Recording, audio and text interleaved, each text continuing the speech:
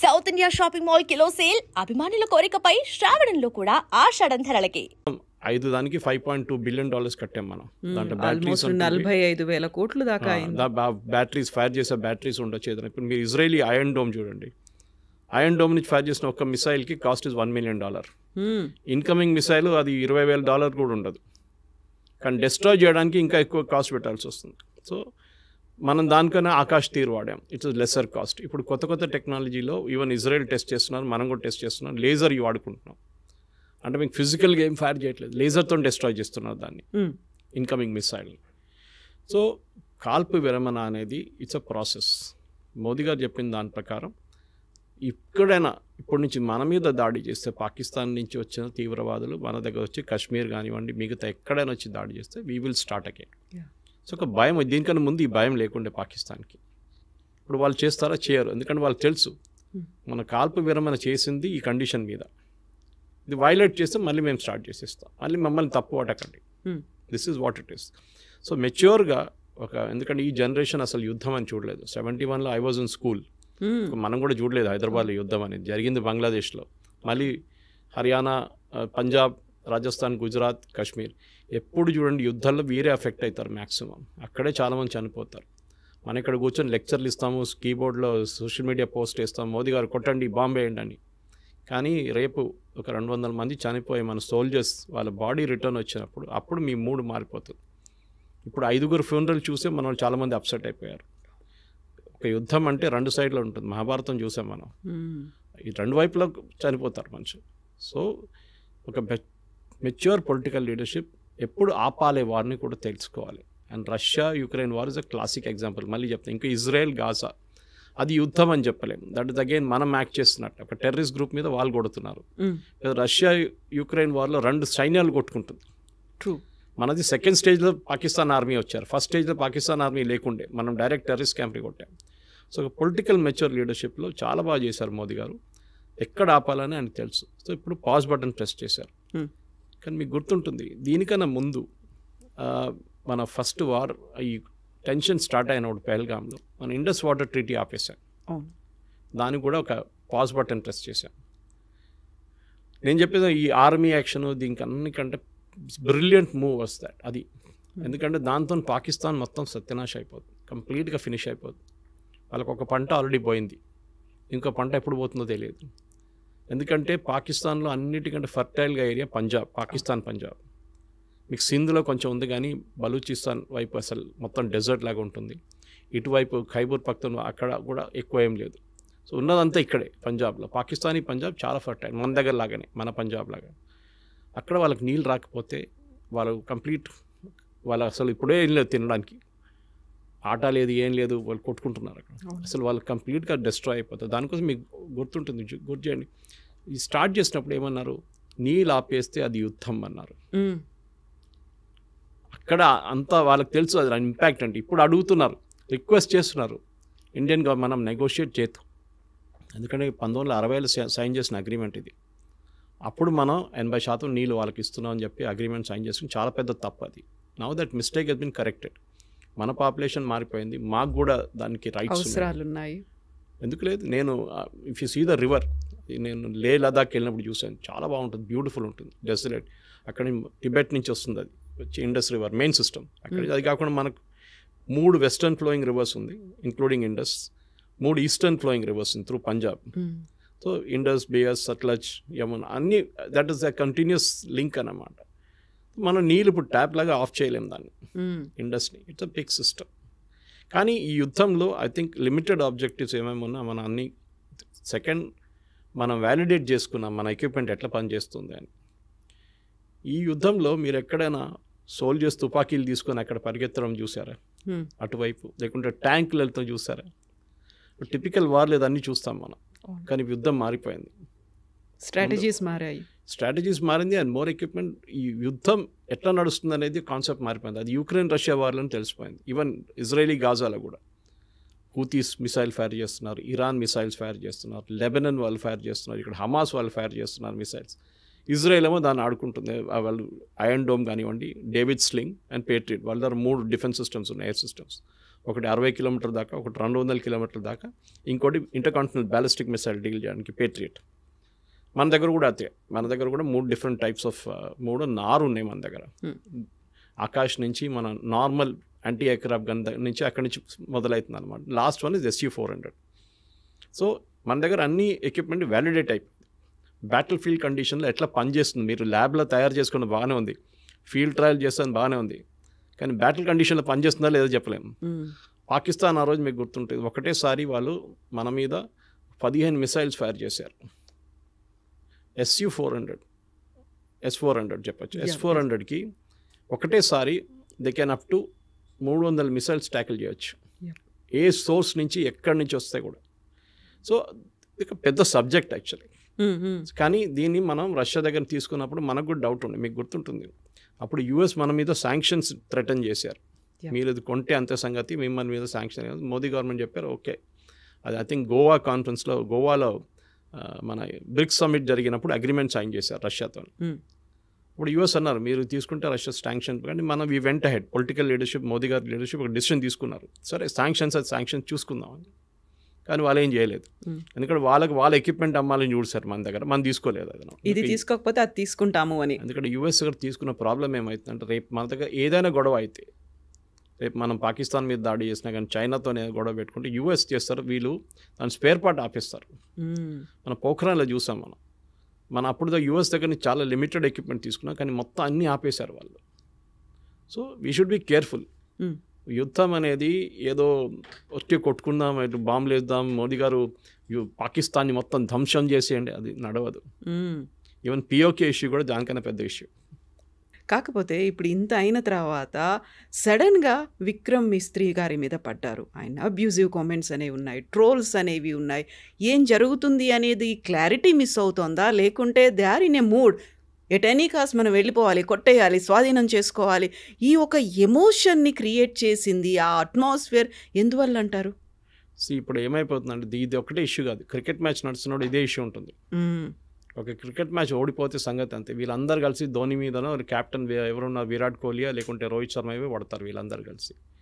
So మన దగ్గర problem ఏంటంటే, నేను చెప్పాను చూడండి, మన దగ్గర డ్రాయింగ్ రూమ్లో కూర్చొని IPL చూసుకుంటా ధోని దగ్గర బ్యాటింగ్ ఎట్లా చేయాలని చెప్తారు మన వాళ్ళు. True, they are all experts. ఒక వీక్ బడ్జెట్ వచ్చినప్పుడు అందరు బడ్జెట్ ఎక్స్పర్ట్స్, ఫైనాన్స్ ఎక్స్పర్ట్స్ అయిపోతారు. క్రికెట్ మొదలైతే అందరు క్రికెట్ ఎక్స్పర్ట్స్ అయిపోతారు. దాని తర్వాత ఇప్పుడు యుద్ధం వచ్చినప్పుడు అందరు యుద్ధం అన్ని వార్ ఎక్స్పర్ట్స్ అయిపోతారు.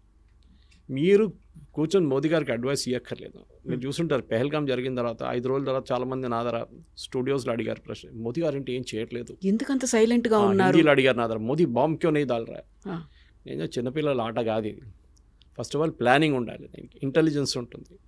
ఎక్కడెక్కడ వాళ్ళ టెర్రర్ క్యాంప్స్ ఉంది, వాళ్ళ దగ్గర 24 టెర్రర్ క్యాంప్స్ ఉంది పాకిస్తాన్. మనం కొట్టింది 7 నుంచి 9, దాంట్లో 14 మిసైల్ యూజ్ చేసాం మనం. ఒక స్పాట్లో మనం 3 సార్లు కొట్టాము, మీరు చూసుంటారు ఆ వీడియో వాళ్ళు చూపించిన దాంట్లో.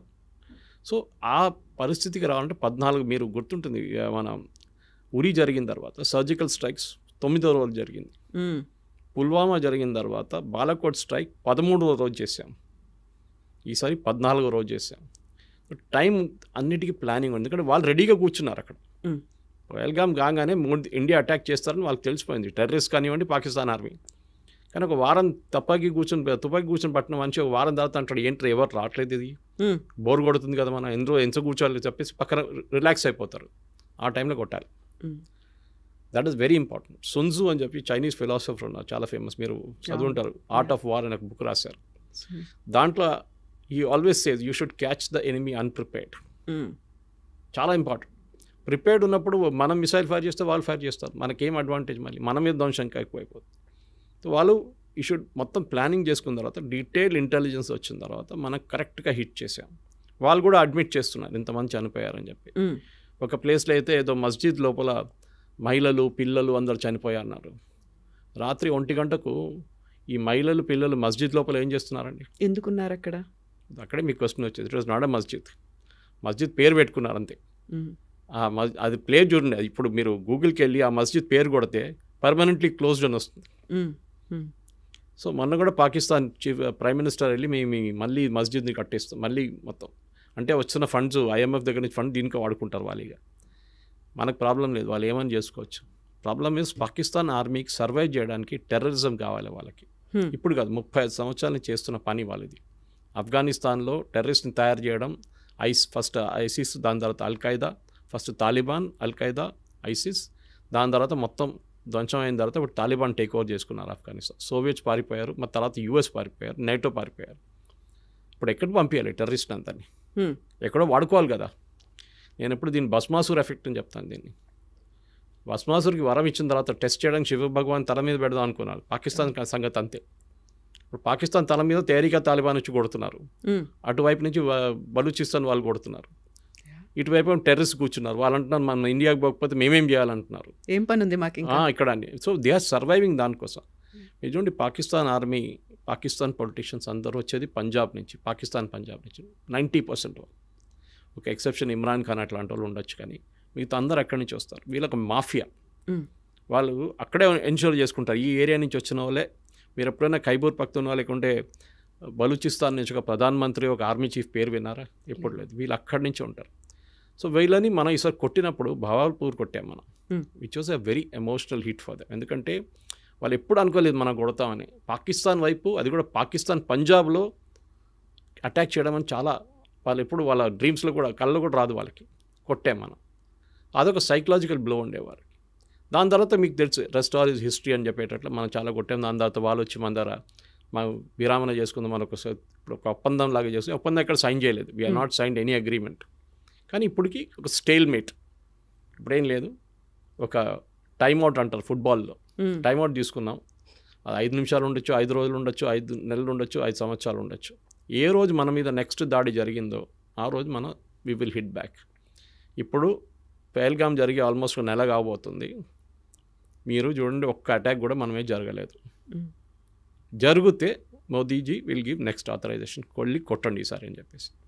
ఆల్రెడీ వాళ్ళ చాలా మటుకు ధ్వంసం చేస్తాం, వాళ్ళ ఎవాక్స్ని ధ్వంసం చేస్తాం, వాళ్ళ ఫైటర్ ఎయిర్క్రాఫ్ట్ని ధ్వంసం. వాళ్ళు కూడా చాలా మటుకు కాంట్రవర్సీ క్రియేట్ చేశారు. మేము రఫాల్ 5 రఫాల్, 1 రఫాల్, 3 సుఖాయిలు, 2 మిగ్లు కొట్టుపడేస్తామని చెప్పేసి. నిన్ననే government of India detailed statement ఒకటి ఇష్యూ చేశారు through press information bureau. And వాళ్ళ లాంగ్వేజ్లో ఒక ఎయిర్క్రాఫ్ట్ అంటే అసెట్ అంటారు దాన్ని. All our assets are intact అని చెప్పి పెద్దగా సపరేట్గా ఇచ్చారు వాళ్ళకి బాక్స్ లైన్లో. మనది ఒక ఎయిర్క్రాఫ్ట్ కూడా పోలేదు, ఒక ఎయిర్ఫీల్డ్ కూడా అటాక్ కాలేదు. దానికోసం మీరు చూసుంటారు, మోదీ గారు కాగానే, ఈ సీజ్ ఫైర్ కాగానే మోదీ గారు ఫస్ట్ విజిట్ ఆదంపూర్కి వెళ్ళారు. Adampur second biggest air force base మనది. ఎందుకు వెళ్ళారంటే వీళ్ళని చెప్పారు, మేము ఆదంపూర్ మీద మిసైల్ కొట్టాం పాకిస్తాన్ వాళ్ళు అన్నారు, మొత్తం ధ్వంసం చేసాం, అక్కడ ఉన్న SU-400ని ధ్వంసం చేసి అక్కడ ఉన్న ఫైటర్ ఎయిర్క్రాఫ్ట్ అని పోయిందని. మోదీ గారు వెళ్ళి నిలబడి, ఆప్టిక్స్ అంటారు మన ఇంగ్లీష్లో, లెఫ్ట్ షోల్డర్ మీద SU-400, రైట్లో ఒక మిగ్ నిలబడింది, MiG-29. That is optics. Modi గారు వచ్చింది ఆయన నార్మల్ ఎయిర్క్రాఫ్ట్లో కాదు, మిలిటరీ ఎయిర్క్రాఫ్ట్లో ల్యాండ్ అయ్యారు. అంటే runways working, systems are working, లేకుంటే ల్యాండ్ గారు. అదే టైంలో Pakistan army chief, Pakistan prime minister మన ఏదో వాళ్ళ బేస్కి వెళ్ళారు, ఎయిర్ ఫోర్స్ బేస్కి వెళ్ళలేదు, ఆర్మీ బేస్కి వెళ్ళారు. అది కూడా ఎట్లా వెళ్ళారు? జీప్లో వెళ్ళారు. దట్ మీన్స్ వాళ్ళ దగ్గర ఉన్న ఎయిర్ ఫోర్స్ బేస్ ధ్వంసం అయిపోయింది, అక్కడ ల్యాండ్ చేయలేమని చెప్పి చాలా క్లారిటీ వచ్చేస్తున్నారు. సో యుద్ధం అనేది మన వాళ్ళు కూడా దే షుడ్ అలౌ పొలిటికల్ ఎస్టాబ్లిష్మెంట్ని వాళ్ళ పని చేయనియండి, వాళ్ళకి తెలిసి ఏం చేయాలని చెప్పి. విక్రమ్ మిస్త్రీ గారి మీద చేసిన దాడి ఐ థింక్ మన దేశంలో ఒక కల్చర్ అయిపోయింది. ఎవరైనా మీ ఒపీనియన్కి వ్యతిరేకంగా ఏమైనా చెప్పారంటే వాళ్ళ మీద ట్రోల్ చేస్తారు. He's only a messenger. ఆయన ఒక స్టేట్మెంట్ తీసుకొచ్చి చెప్పారు అంతే. ఆయన కాదు డిసైడ్ చేసింది, పొలిటికల్ లీడర్షిప్ డిసైడ్ చేశారు. He's a messenger. ఇంగ్లీష్లో అంటారు ఇప్పుడు డోంట్ షూట్ ద మెసెంజర్ అని. మనం చేసిన పని అది. మనం తెలియదు. Of course his daughter use to represent రోహింగ్యాని రిప్రజెంట్ చేస్తుందంటే అది ఇంకో పొలిటికల్ కేసు, అది సపరేట్. చాలామంది పిల్లలు ఇప్పుడు మన కూతురు కానీ కొడుకులు కానీ వాళ్ళ ఫిలాసఫీ ఉంటుంది వాళ్ళకి, మనం ఆపలేం వాళ్ళని. దాన్ని బట్టి మన పేరెంట్స్ మీద ఎందుకు పడ్డాలి? అది అఫ్కోర్స్ అమ్మాయి మీద కూడా దాడి చేస్తారు, చాలా ట్రోల్ చేశారు, ఆమెని మళ్ళీ ఆమె అకౌంట్ ప్రైవేట్ చేసేసింది. కానీ ఇది మెచ్యూరిటీ లేదు. ఇక్కడ కూడా చూపి ఈ సోషల్ మీడియా ప్రాబ్లం ఏంటి నేను ఎప్పుడు చెప్తూ ఉంటాను.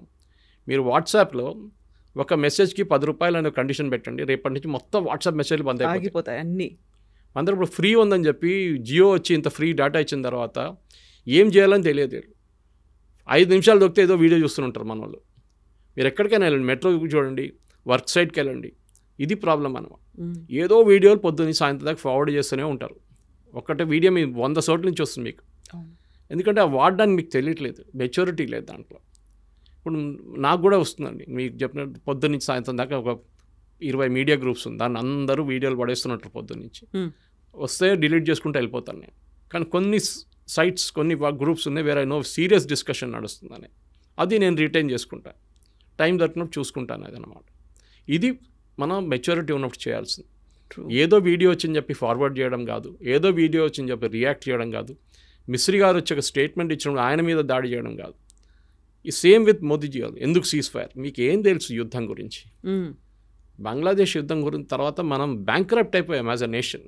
చెప్పాను చూడండి, కంప్లీట్గా బ్యాంక్రప్ట్. 5 సంవత్సరాలు మనకు బయటపడడానికి టైం తీసుకున్నాం, ట్యాక్స్ పెంచాల్సి వచ్చింది. రేపు ఇదే చెప్తారు మోదీ గారు, సరే యుద్ధం చేద్దాం పాకిస్తాను, పనిచేస్తాను, పెట్రోల్లో 10 రూపాయలు పెంచేస్తానంటే అందరు ఏడుస్తారు, వద్దు నాకు యుద్ధం వద్దు ఏమొద్దు అంటారు. అప్పుడు ఇది ప్రాబ్లం.